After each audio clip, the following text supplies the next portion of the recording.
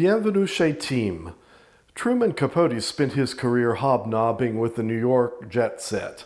That came to an abrupt end in 1965 when Esquire magazine published La Côte Basque. That collection of ribald tales got Truman Capote thrown out of society. He detailed all the scandals, including a reference to Jackie Kennedy being a geisha girl, and a retelling of a terrible story of old Joe Kennedy and his sexual conquests. La Côte Basque, the restaurant where this takes place, was run by a Monsieur Soulé, a haughty Frenchman who seated everyone according to the social scale.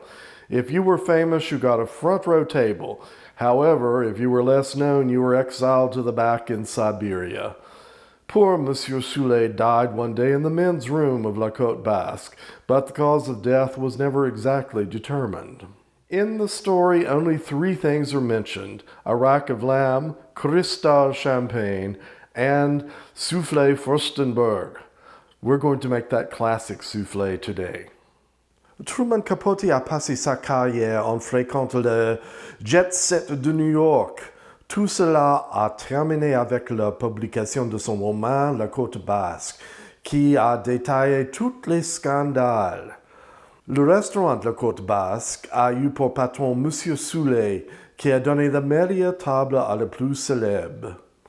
Le pauvre Monsieur Soulé a décédé un jour aux toilettes. Aujourd'hui, nous allons faire un plat signature du restaurant qui s'appelle Soufflé Furstenburg.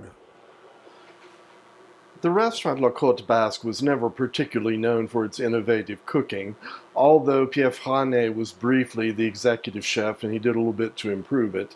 But at the time of Truman Capote's visit, it was basic fare. This soufflé Furstenburg is basically a spinach and cheese soufflé, but he added a poached egg to make it a little different.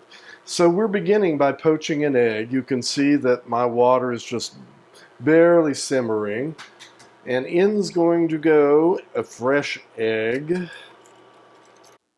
The egg is poached, and now I'm going to stop it cooking by dipping it in a water bath. I have here a basic bechamel sauce. I'm putting in 2 egg yolks and stirring that in. This is cooled off, by the way. It's not a hot bechamel sauce, because otherwise you'd cook your eggs prematurely. So that's in. And next we're going to put some spinach that I have. This was a baby spinach that I steamed, dried, and chopped very finely. So the spinach is in. And then we need to put some cheese. That will be next. I just have to go get the cheese. This is some Emmental, or you can use Gruyere if you happen to have it. It seems to have this French one, so we'll use that. Oh, that's good with that. We need a little bit of nutmeg. It's plenty of that. All right, stir it all together, and then the last thing will be to incorporate the egg whites. It is better to let egg whites come to room temperature before you whip them.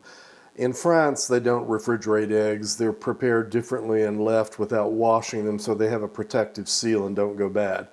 In the US, of course, everything has to be scoured clean and refrigerated for long periods of time, and that will not yield as well as if you let the egg whites come to room temperature before you start.